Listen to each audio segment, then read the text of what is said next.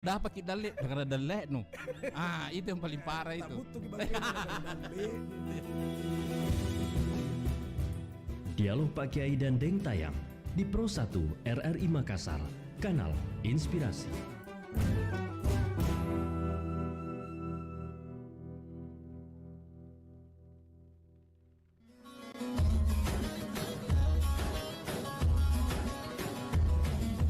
Serba-serbi Ramadan, rangkaian informasi seputar keunikan aktivitas warga jelang berbuka puasa, kondisi arus lalu lintas, referensi tempat dan kuliner Ramadan. Pendengar dari lokasi tempat kami melaporkan, tepatnya di Jalan Mapanyuki Makassar, dapat kami informasikan situasi terkini di salah satu ruas jalan yang setiap tahunnya menjadi lokasi tempat berjualan jajanan takjil menu berbuka puasa. Baik pendengar, saat ini saya berada di Jalan Pacarakang Daya, di mana di sekitar sini merupakan pasar yang selalu buka selama 24 jam, apalagi di bulan Ramadan ini buka dari sore bahkan hingga subuh. Dari Daya, saya Karina Kandi melaporkan.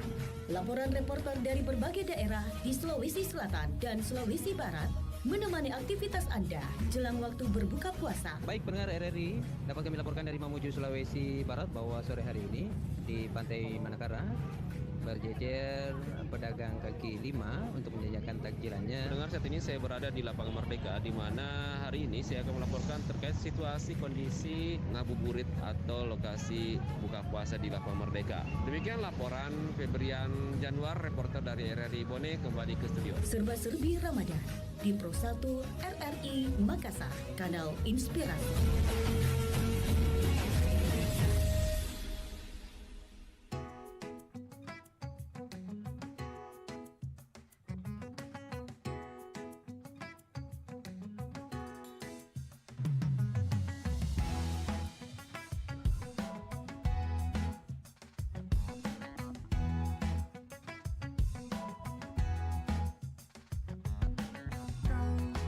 Sulutkan hatiku, menerawang jauh, menembus ke dalam. Kau bangkitkan gairahku, hasratku menggapai harapan bersama. Oh, penyesalan kini tiada arti lagi. Ku sadari semua yang terjadi. Maafkan diriku yang tak mungkin akan menghalaukan hati insan yang ada telah lama bersama.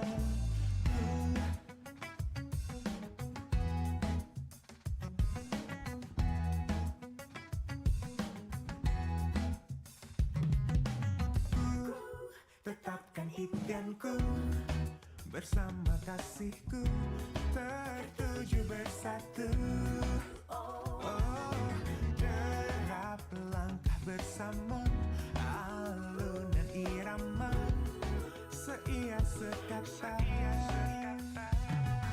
Oh, mengapa terjadi pertemuan dengan seorang yang mempesonaku di kala diri ini telah terpadu janji.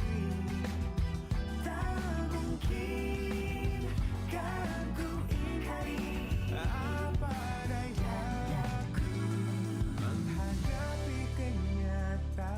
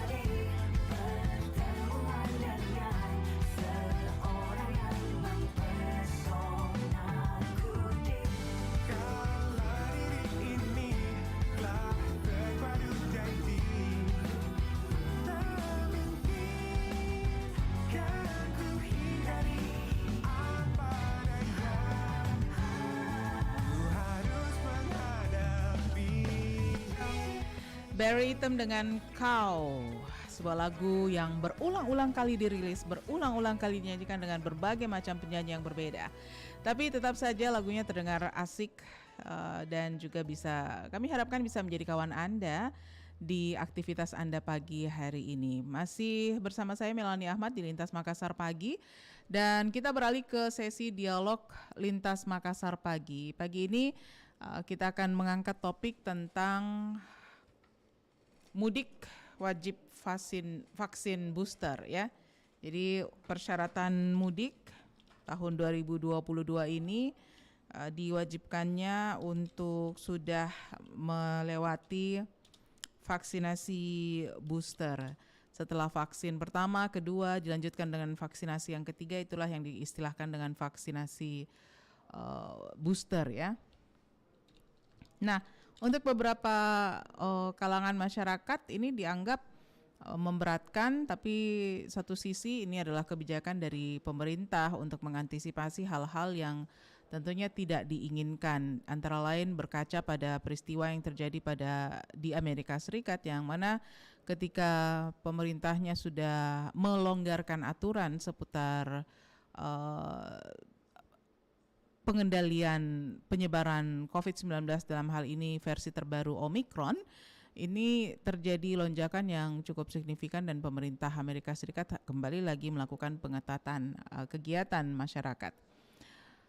Nah, hal inilah yang mungkin membuat pemerintah mengeluarkan aturan yang mana aturan ini nantinya akan tertuang dalam surat edaran Menteri Perhubungan dan surat edaran Satuan Tugas atau Satgas Penanganan COVID-19 agar masyarakat yang ingin mudik bisa menyiapkan diri dan memenuhi persyaratan vaksinasi booster. Namun jika ternyata belum bisa mendapatkan vaksinasi booster karena jangka waktu vaksinasi booster dengan vaksin kedua itu kurang lebih 6 bulan, ya, maka bagi mereka pemudik yang belum menerima vaksinasi booster harus melampirkan hasil pemeriksaan COVID-19, hasil negatif pemeriksaan COVID-19 saat melakukan perjalanan mudik. Sementara warga yang baru menerima vaksin 2 dosis wajib melakukan pemeriksaan rapid test antigen dengan hasil negatif, dan warga yang baru menerima vaksin COVID-19 1 dosis harus melampirkan hasil tes negatif PCR ya.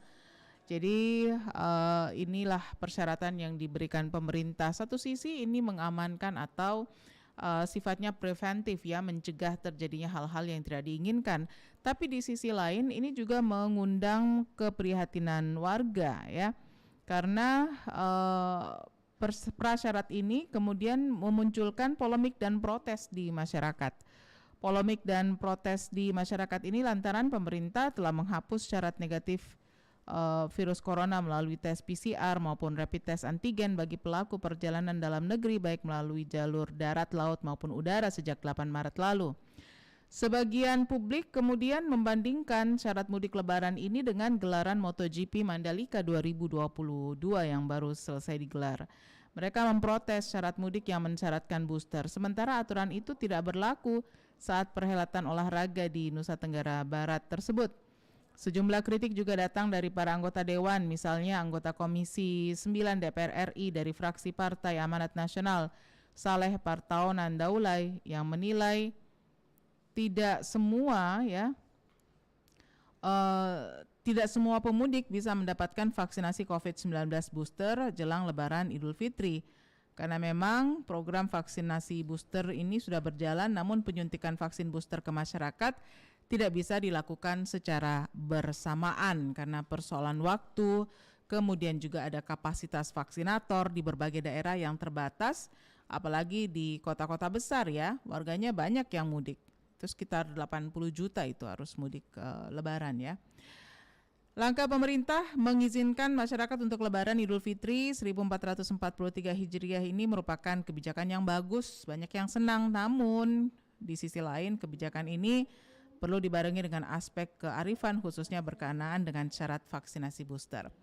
Saya terhubung dengan Prof. Ridwan Amiruddin yang akan menemani kita di dialog pagi hari ini. Sementara itu untuk Bapak Dr. Arman Bausat, PLT Kepala Dinas Kesehatan Sulsel, saya masih menantikan untuk terhubung ya. Assalamualaikum, selamat pagi Prof.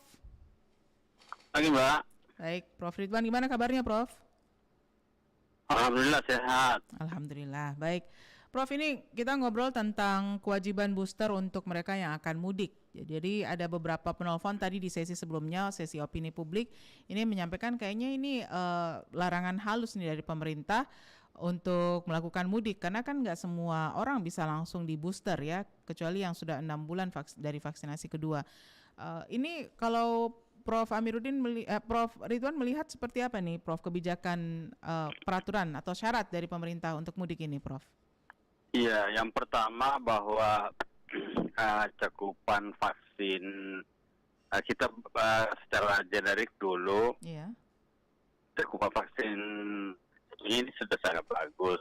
Kemudian duanya sekitar 75%. Booster memang ini yang sangat rendah ya, 9,5% sampai 10%.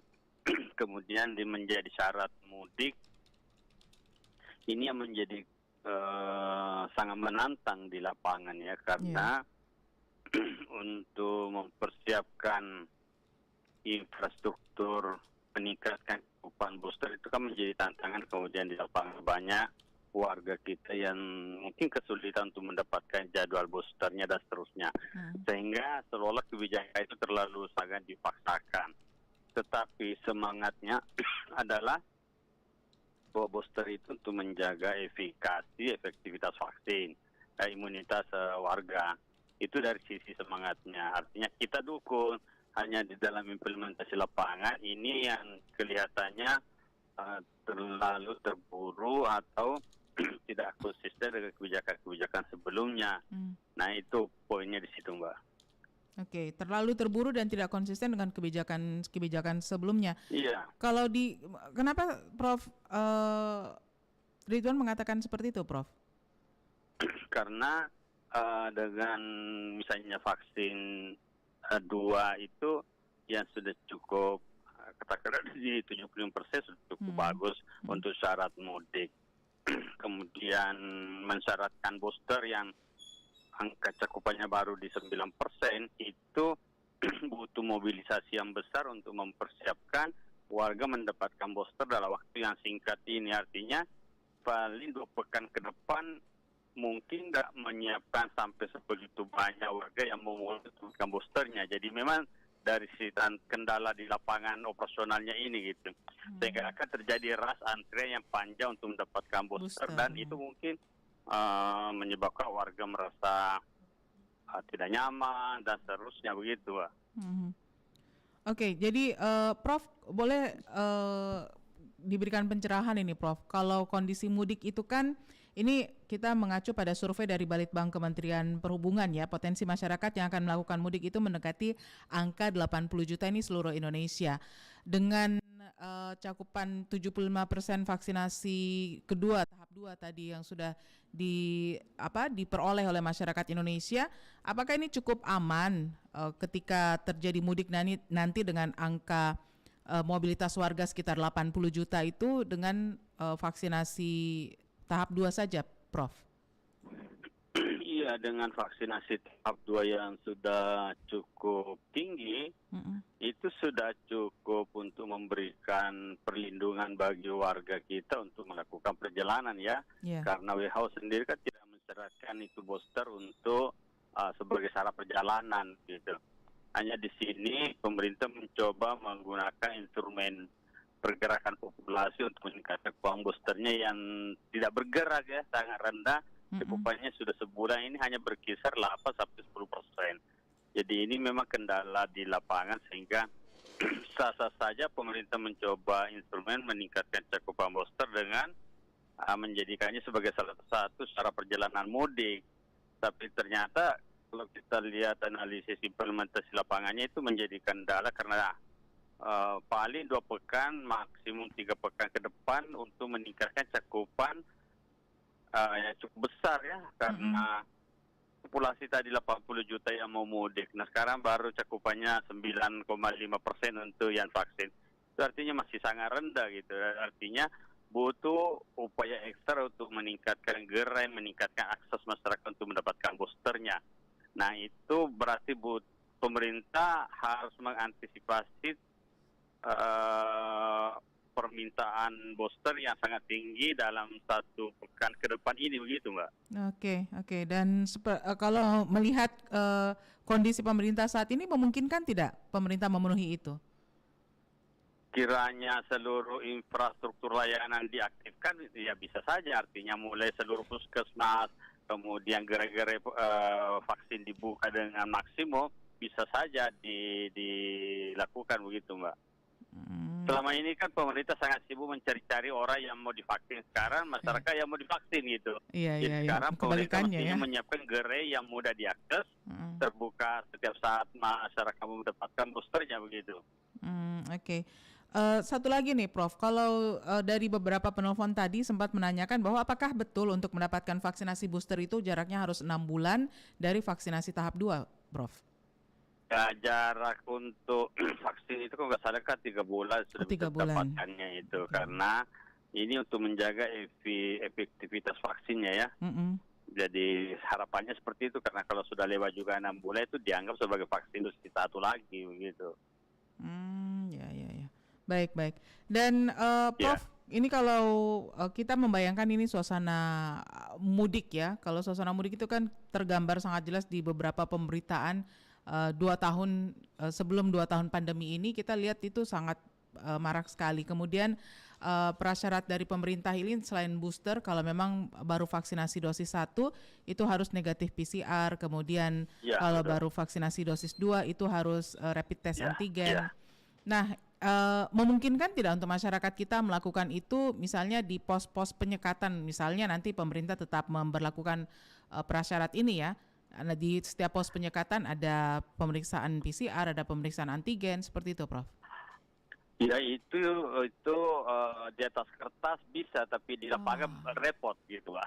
Setengah mati pelaksanaannya di lapangan. Oke.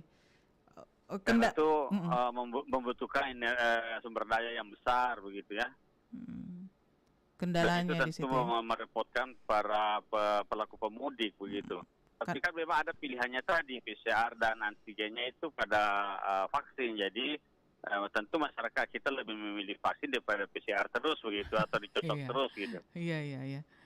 Tapi ternyata untuk secara apa istilahnya ya, dalam waktu yang singkat dengan jumlah masyarakat pemudik yang cukup besar ini, sepertinya pemerintah mungkin bisa kalau mengaktifkan seperti yang Prof bilang tadi, mengaktifkan semua gerai-gerai puskesmas, gerai vaksinasi gratis, mungkin bisa ya, tapi kemungkinannya itu terlalu butuh energi yang sangat besar Mbak, untuk mencapai di angka misalnya 70% populasi yang memudik mendapatkan boosternya. Oke, solusi untuk masyarakat kira-kira apa nih, Prof? Karena kan harus booster sebelum mudik. Jadi tadi kan pilihannya pemerintah sudah menyiapkan, kalau dosisnya 1 PCR negatif, antigen negatif kalau dia non reaktif kalau dia sudah vaksin dosis 2. Nah, kalau tidak mau dites seperti itu kan ya dapatkan boosternya gitu, atau jangan mudik begitu. Nah, 2 tahun tidak mudik ini tentu juga menggerakkan pemudik untuk segera mudik, dan mungkin jumlahnya jauh lebih besar lagi begitu, Mbak. Oke, jadi ini kalau misalnya ini aturan ini nanti resmi dituangkan dalam surat edaran Menteri Perhubungan dan Satgas Penanganan COVID-19, maka hampir bisa dipastikan masyarakat akan berbondong-bondong mencari vaksin booster ya, karena pada mau mudik nih 80 juta. Sekarang aja di media sudah mulai orang mencari booster gitu ya. Jadi sekarang kita sudah bertanya-tanya di mana bisa dapat booster gitu. Itu artinya ada Tuhan yang mendesak tapi tidak direspon. Ada kebijakan yang dikeluarkan tapi tidak dipersiapkan di lapangan gitu. Ya, ini sebuah permasalahan lagi nih yang muncul ya. Baik. Mbak, betul. Jadi ini tantangannya sekarang, masyarakat mau booster, tapi gerainya nggak ada gitu, atau jadwalnya terbatas.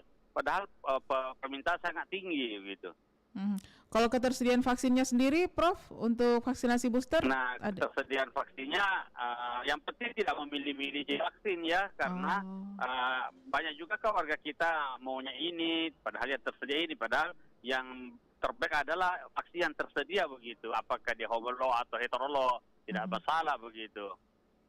Maksudnya homolog dan heterolog itu gimana, Prof? Sama dengan vaksin sebelum dosis Oh, duanya atau iya, berbeda iya. dengan keduanya, Mbak. Ya, jadi kalau misalnya dia Sinovac 1-2, maunya Sinovac juga yang ketiga gitu ya, Prof ya? Iya, ada yang mau begitu, tapi yang tersedia misalnya Moderna, maka ambil aja Moderna, jangan menunggu yang lain karena kan susah nih mencari mencocok-cocokkan seperti itu, Mbak.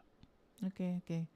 Jadi ini tantangan yang dihadapi pemerintah ini ya setelah mengeluarkan kebijakan seperti ini. Tapi beruntung ini belum Betul. belum Dan di- itu harus direspon dengan baik pada tingkat Ya. pelaksanaan di lapangan gitu. Jadi pemerintah provinsi, satgas kabupaten kota harus mengantisipasi itu Mbak, dalam 1-2 pekan ini. Kan jadwal vaksinnya kembali sampai pertengahan bulan Maret atau pertengahan bulan April. Iya. Karena mudik sudah paling 2 pekan sebelum lebaran sudah pergerakan populasi sudah meningkat gitu. Iya.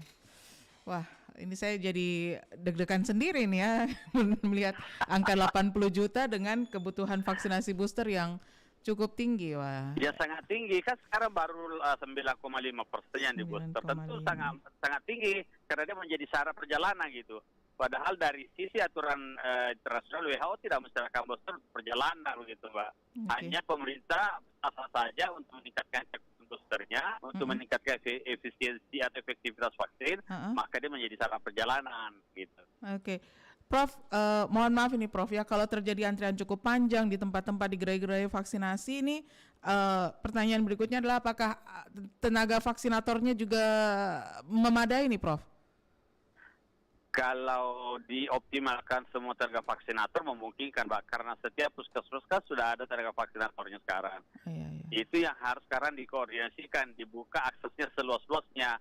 Orang mudah mengakses di jadwal mana saja, hari apa, sehingga terbuka secara ke publik bahwa ada di gerai mana sekarang terbuka, atau sepanjang hari, sepanjang pekan ini terbuka gerainya di mana saja Bapak mau mendapatkan booster terbuka di semua puskesmas atau seluruh gerai yang dibuka oleh pemerintah atau di seluruh mall begitu. Oke. Saya membayangkan ini kayak antrian ibu-ibu antri minyak goreng ini ya nanti. Jangan-jangan seperti itu. Mbak.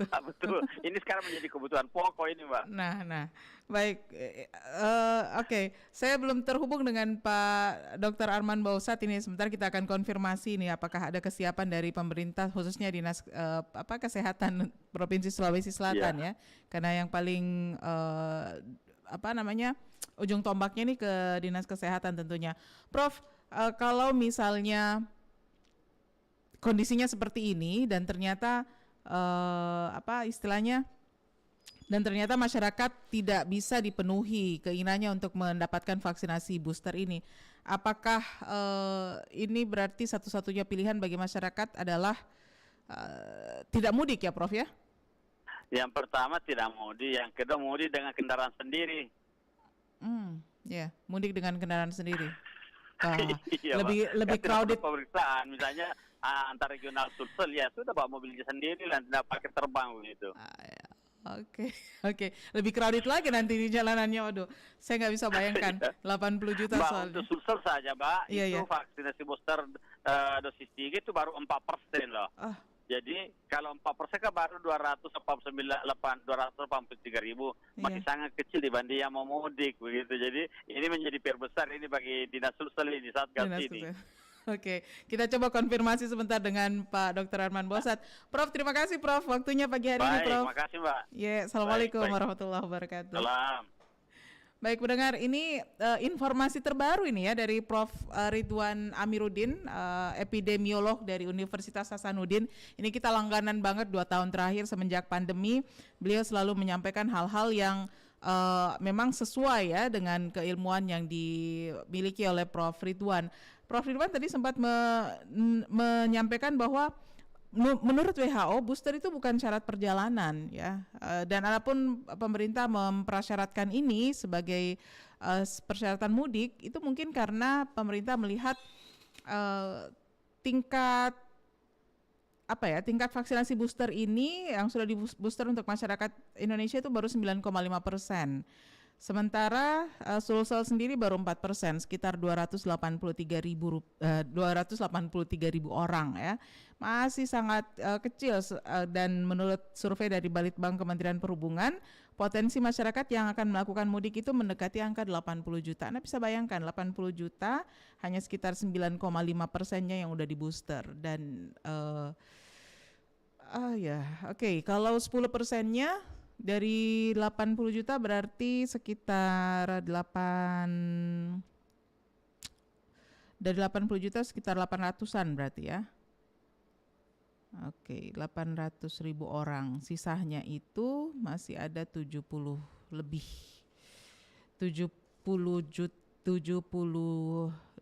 juta lebih ya.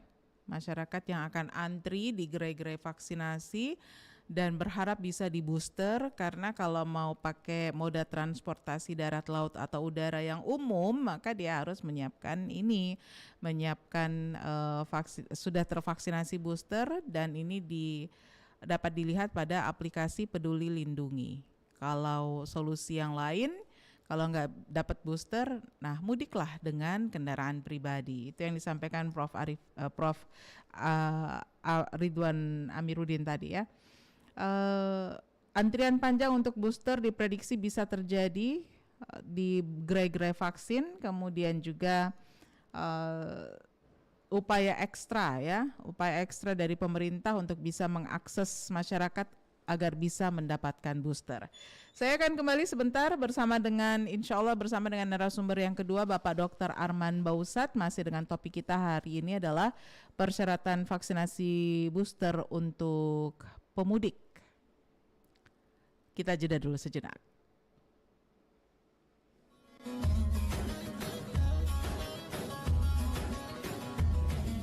Serba-serbi Ramadan, rangkaian informasi seputar keunikan aktivitas warga jelang berbuka puasa, kondisi arus lalu lintas, referensi tempat dan kuliner Ramadan. Pendengar dari lokasi tempat kami melaporkan, tepatnya di Jalan Mapanyuki Makassar, dapat kami informasikan situasi terkini di salah satu ruas jalan yang setiap tahunnya menjadi lokasi tempat penjualan jajanan takjil menu berbuka puasa. Baik pendengar, saat ini saya berada di Jalan Pancarakang Daya, di mana di sekitar sini merupakan pasar yang selalu buka selama 24 jam, apalagi di bulan Ramadan ini buka dari sore bahkan hingga subuh. Dari Daya, saya Karina Kandi melaporkan. Laporan reporter dari berbagai daerah di Sulawesi Selatan dan Sulawesi Barat menemani aktivitas Anda jelang waktu berbuka puasa. Baik pendengar RRI, dapat kami laporkan dari Mamuju, Sulawesi Barat bahwa sore hari ini di Pantai Manakara berjejer pedagang kaki lima untuk menjajakan takjilannya. Pendengar, saat ini saya berada di Lapangan Merdeka, di mana hari ini saya akan melaporkan terkait situasi kondisi ngabuburit atau lokasi buka puasa di Lapangan Merdeka. Demikian laporan Febrian Januar, reporter dari RRI Bone, kembali ke studio. Serba-serbi Ramadan di Pro 1 RRI Makassar, kanal Inspirasi.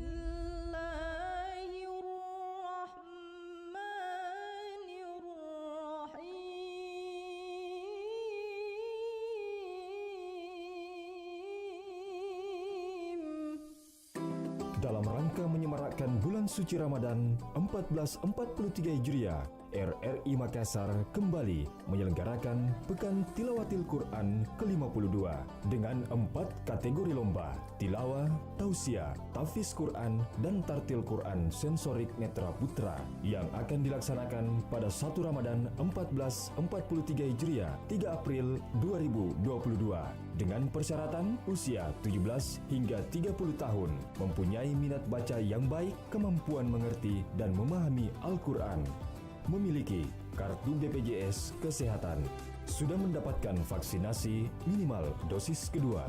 Juara terbaik 1 akan mewakili RRI Makassar ke PTQ LPP RRI ke-52 tingkat nasional di Kabupaten Aceh Tengah. Daftarkan sekarang melalui scan barcode atau datang langsung ke RRI Makassar, Jalan Riburane nomor 3, Makassar. Kontak person Syahreni di 0811 416 5551. Nurlela Sakir 081 342 576 049.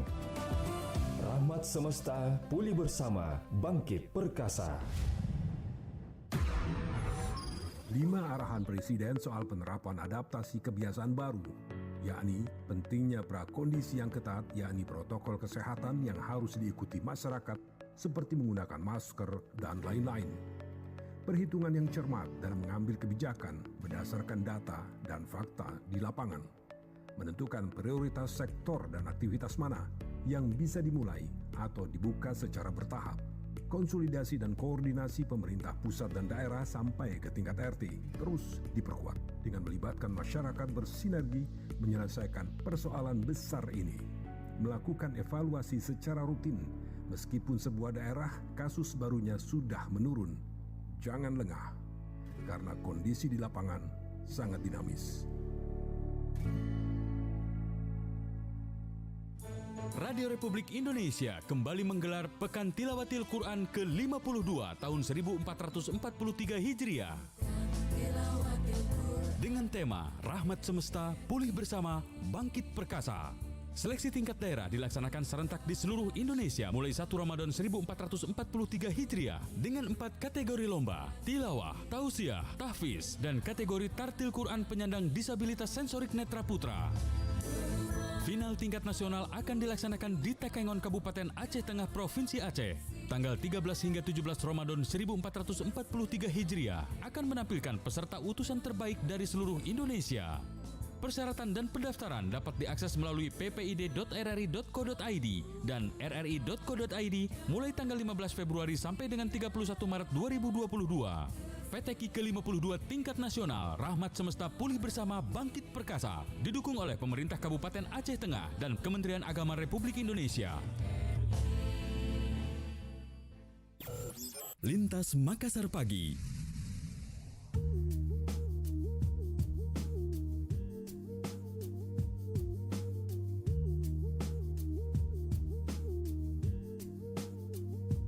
Lama sudah ku bersama, menemani dirimu, berbagi cinta dan berbagi rasa.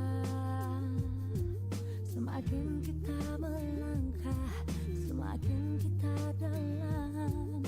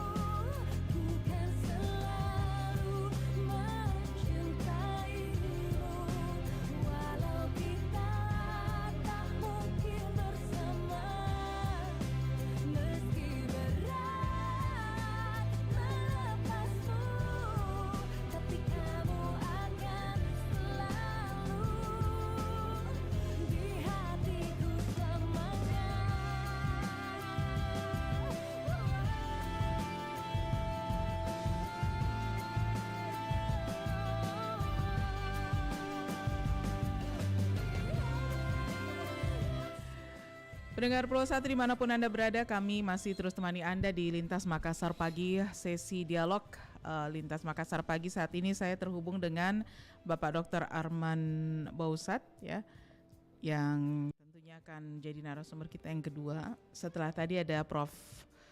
Ridwan Amiruddin. Assalamualaikum, selamat pagi Pak Dr. Arman. Assalamualaikum Pak Dokter. Waalaikumsalam. Ya. Baik. Pak Dokter, bersama saya Melani Ahmad di Pro 1 RRI Makassar. Ini kita ngobrol tentang persyaratan vaksinasi booster yang wajib ya untuk para pemudik ini, Pak Dokter Arman. Dok, ini kalau tadi kan sempat ngobrol sama Prof. Ridwan Amiruddin, epidemiolog dari Universitas Hasanuddin.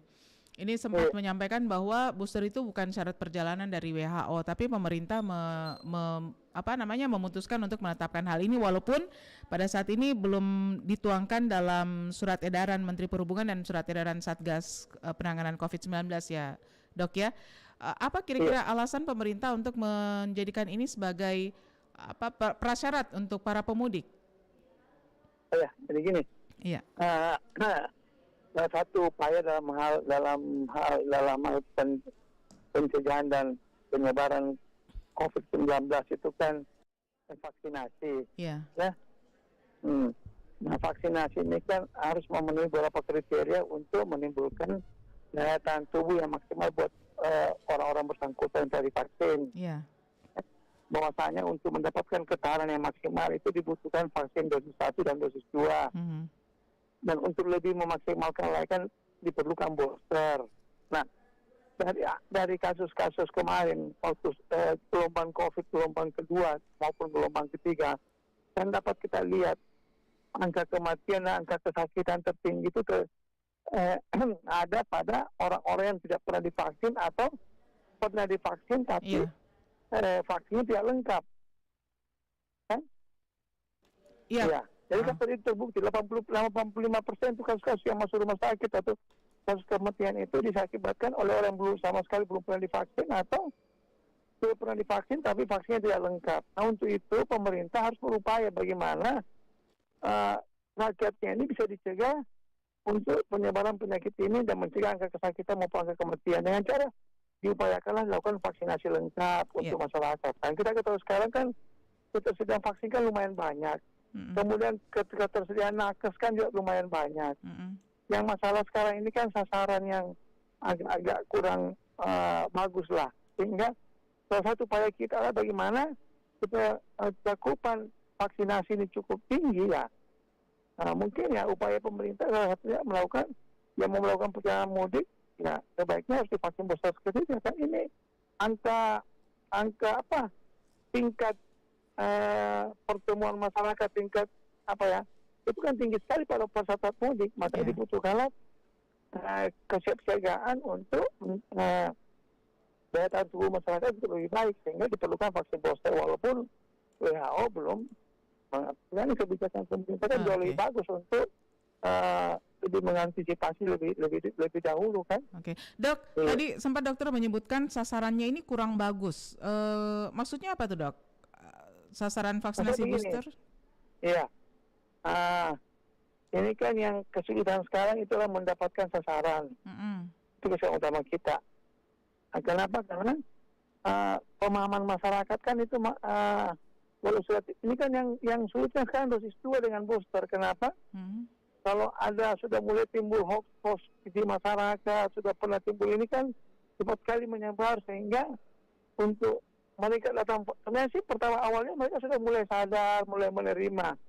Tapi pas mau tiba waktunya vaksin kedua, mulai timbul hoax yang tidak ya wajar saja masyarakat bilang saya tidak mau lagi datang. Nah, itu yang kendala kita di lapangan. Kabarnya di Sulsel baru 4%, Dok ya? Sekitar berapa? 200 ribuan orang ya? Ya, kalau di booster di Sulsel itu udah ya hampir 300 ribuan lah. Atau kalau dari total target yang mau divaksin kan 7.058.000 orang yang diberikan oleh pemerintah pusat. Ya 7.058.000 yang harus di booster. Persentasenya baru sekitar 280.000 orang. Artinya baru sekitar 3,8% yang di booster. Kan kita bisa lihat sini bahwasanya yang datang booster ini yang betul-betul pemahamannya akan manfaat vaksinasi kan sangat sudah bagus, tapi yang lain kan perlu pendekatan ekstra untuk mengajak mereka untuk melakukan booster. Oke. Dok, ini kalau dilihat hasil survei dari Balitbangnya Kementerian Perhubungan, potensi masyarakat yang melakukan mudik itu setiap lebaran kurang lebih itu sekitar 80 juta orang, kurang lebih, Dok ya. Tapi kalau untuk Sulsel kan kita tarik ke sekitar berapa? Mungkin sekitar 5 atau 6 juta orang ya. Nah, ini kalau di pemerintah mengeluarkan kebijakan ini kan beberapa hari ini jelang Ramadan. Berarti dalam 2 pekan ke depan, taruhlah masyarakat merasa bahwa saya mau mudik nih, saya butuh untuk booster. Dengan sekitar 5 sampai 6 juta orang vaksinasi booster itu kira-kira bisa terhandle nggak oleh Dinas Kesehatan kita, Sulsel? Namanya ini, jadi gini, stok vaksin kita ini hampir 2 juta dosis. 2 juta dosis, ya. Ini sangat menumpuk ini, baik Dinas Kesehatan maupun Dinas Kesehatan Kabupaten Kota. Nah, kalau kita mau berhayal-hayal kan akan banyak. Soalnya yang jelas gini, pada prinsipnya kami semua siap, kapanpun sudah siap. Pak Gubernur sudah menyiapkan vaksinator keliling, gerai-gerai vaksin, kabupaten kota sudah siapkan semua. Ada vaksinator keliling, Dok ya? Itu ada yang keliling ya? Semenjak program awal vaksinasi dari Pak Gubernur kebut vaksinasi kan sudah kita punya mobil vaksinator ada 9. Belum lagi didukung oleh mobil vaksinator kecil. Siap semua. Nah, makanya langkah-langkah yang kita butuhkan masyarakat di sinilah yang sangat diperlukan, baik dari media, tokoh-tokoh masyarakat, tokoh agama, siapapun juga yang bisa membantu memberikan edukasi kepada masyarakat sehingga masyarakat betul-betul mau untuk divaksin. Karena yang melaksanakan vaksinasi ini kan dari Pemda, Pemprov, TNI, Polri itu sudah lumayan maksimal bekerja. Iya. Cuma kan kami harus melakukan edukasi tambahan dari bantuan masyarakat. Oke. Satu hal lagi nih, Dok, ini kan tinggal berapa hari lagi nih di memasuki Ramadan. Untuk pelaksanaan vaksinasi di saat masyarakat sedang berpuasa itu sebaiknya seperti apa? Apa saja yang harus diperhatikan, Dok? Iya, jadi gini, dalam masa kan 2020 kan sudah keluar fatwa MUI bahwasanya vaksinasi selama puasa itu tidak masalah, tidak membatalkan puasa. Jadi dalam masalah. Apa yang antisipasi lakukan ya kita cuma paling menginformasikan masyarakat melalui minta bantuan tokoh agama, pada saat ceramah bahwasanya vaksinasi itu tidak akan membatalkan puasa sehingga masyarakat diharapkan tetap datang vaksinasi walaupun pada saat bulan Ramadan. Tapi untuk dampaknya, Dok, kan saya pernah nih vaksin dosis 2. Ketika dosis 1 dan dosis 2 ya. Saya belum booster memang. Terus dari 2 kali vaksin itu setiap kali ketika sudah selesai vaksin itu rasa yang pertama saya alami itu ngantuk, yang kedua lapar. Nah, sebaiknya nih vaksin melaksanakan vaksinasi itu jangan di siang hari atau memang bisa di sembarang waktu gitu, Dok? Iya, jadi vaksinasi itu kan kan kita buka jam kantor ya, jam 9 sampai jam 12. Sampai jam 1 otomatis jam-jam itu jam vaksinasi karena kok di atas itu kan juga pasti petugas juga kan ada petugas lain. Tapi pada intinya kan vaksinasi kan tujuannya baik untuk meningkatkan daya tahan masyarakat, dan vaksinasi ini kan sudah zaman dulu. Coba bayangkan saja, anak bayi yang baru lahir kan divaksin. Kenapa kita yang besar-besar takut divaksin? Cuman, adapun efek-efek samping itu akan hilang. Dan sampai saat ini belum pernah ada laporan akibat vaksinasi langsung meninggal. Yang itu kan ada timnya, tim KIPI-nya yang independen. Kalau saya selama ini kematian timbul akibat yang dicurigai vaksinasi tidak terbukti akibat vaksinasi. Itu dari tim independen dari baik dari daerah maupun pusat. Jadi paling efek sampingnya paling beratnya demam, menggigil, tapi kan manfaat yang dihasilkan dari vaksin tersebut sangat besar, melindungi kita dari serangan COVID. Oke. Kalau misalnya nih, Dok ya, pas lagi puasa nih kita udah vaksin siang hari, terus ternyata demam atau menggigil seperti itu apa yang harus sebaiknya dilakukan oleh masyarakat kalau terjadi hal seperti itu, Dok? Ya, kan paling ada demam menggigil ya, demam menggigil. Iya. Dia vaksin jam 11 kan paling reaksi demamnya kan paling timbul 6 jam setelah itu atau 8 jam setelah itu divaksin. Artinya kan sudah mendekati buka puasa buka kan? puasa ya. Ya, setelah buka minum paracetamol aja. Oke. Jadi itu yang bisa dilakukan ya, Dok ya? Iya. Oke. Baik, jadi untuk pelaksanaan vaksinasi booster di sepanjang Ramadan ini sampai pertengahan Ramadan ya. Karena kan biasanya orang mudik itu pas 2 minggu sebelum hari H ya. Jadi sudah mulai ada mobilisasi di situ, sudah mulai ada pergerakan dari masyarakat. Jadi intinya Dinas Kesehatan Sulawesi Selatan siap untuk mendukung program pemerintah untuk vaksinasi booster. Mendukung itu vaksinasi. Nanti kami mungkin juga akan membuka gerai-gerai di tempat-tempat di stasiun. Kalau memang kalau kita lihat arus mudik sudah mulai meningkat, masyarakat dulu yang belum sempat booster, kita bisa buka gerai di sana. Tapi untuk tahap awal sebelum bulan Ramadan tahap awal kan masih kurang. Ya kita juga masyarakat sebaiknya lebih cepat yang mau berencana mudik ya lebih cepat pergi vaksinasi di puskesmas maupun rumah sakit yang melakukan memberikan pelayanan vaksinasi COVID-19. Tapi kalau misalnya nanti mendekati hari H, di mana arus mudik sudah sangat tinggi, kemudian masih banyak masyarakat mengetahui, ya mungkin kemungkinan kita akan membuat gerai-gerai tambahan di tempat-tempat di terminal-terminal. Nggak apa-apa itu ya, Dok ya. Kalau misalnya habis vaksin terus kita lakukan perjalanan jauh kan mudik ini termasuk perjalanan jauh, Dok. Ya, tinggal jauh tiketnya dia. Ini kan efek sampingnya kan kecil, kan di perusahaan besar ya. Kalau ada 10 divaksin, ada 2-3 orang yang tidak nyaman itu wajar. Nah, makanya sebaiknya daripada dia divaksin di tempat mending ya dia vaksin dulu 1 minggu sebelum dia pulang, dia berangkat. Tapi kan ada juga orang tidak tahu pas hari H mendesak mau pulang kampung, ya mau tidak mau dia pasti akan nekat tetap mau divaksin. Oke. Tapi intinya pemerintah siap ya, Dinas Kesehatan dalam hal ini siap untuk melakukan vaksinasi booster. Nah, kita siap mendukung, mensupport kok.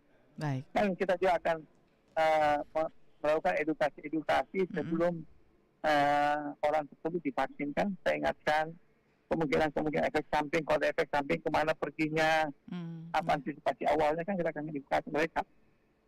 Baik, mudah-mudahan ini menjadi informasi yang bermanfaat untuk masyarakat kita. Dok, terima kasih waktunya Dr. Arman untuk saat ini. Assalamualaikum, selamat pagi. Salam pagi. Baik, mendengar itu dia penjelasan dari Dr. Arman Bausat, PLT Kepala Dinas Kesehatan Sulawesi Selatan ya, bahwa Dinas Kesehatan Sulawesi Selatan mendukung sepenuhnya dan siap untuk melancarkan program pemerintah yaitu persyaratan vaksinasi booster untuk pemudik ya. Aturan ini nantinya, jadi saat ini belum tertuang ya, nantinya akan tertuang dalam surat edaran Menteri Perhubungan dan surat edaran Satuan Tugas atau Satgas Penanganan COVID-19 agar masyarakat yang ingin mudik bisa menyiapkan diri untuk memenuhi persyaratan tersebut. Pemerintah sudah seharusnya sedini mungkin melakukan langkah-langkah konkret untuk persiapan, misalnya membuka gerai-gerai vaksinasi booster yang mudah dijangkau masyarakat, dan yang paling dikhawatirkan ialah jangan sampai terjadi antrian panjang di negeri ini seperti antrian panjang ibu-ibu menantikan minyak goreng ya. Kalau tadi Dr. Arman menyampaikan ada sekitar 20 juta vial atau dosis vaksin, 2 juta vial atau dosis vaksin, sementara kalau dihitung-hitung masyarakat kita kan ada sekitar 7 jutaan ya. Oke, ini mudah-mudahan menjadi perhatian bagi masyarakat yang ingin melakukan mudik, sebaiknya vaksin dari sekarang nih. Nanti pas 2 minggu sebelum Lebaran udah bisa mudik deh, aman ya. Tapi kalau memang vaksinasi dosis 2 sudah Anda peroleh, maka Anda bisa menjalani pemeriksaan rapid test antigen dengan hasil non-reaktif. Sementara itu yang baru dosis 1, Anda harus menjalani pemeriksaan swab PCR dengan hasil negatif. Saya Melanie Ahmad mengucapkan terima kasih kebersamaan Anda. Kita akan jumpa lagi pada Dialog Lintas Makassar pagi selanjutnya. Assalamualaikum warahmatullahi wabarakatuh. Lintas Makassar pagi.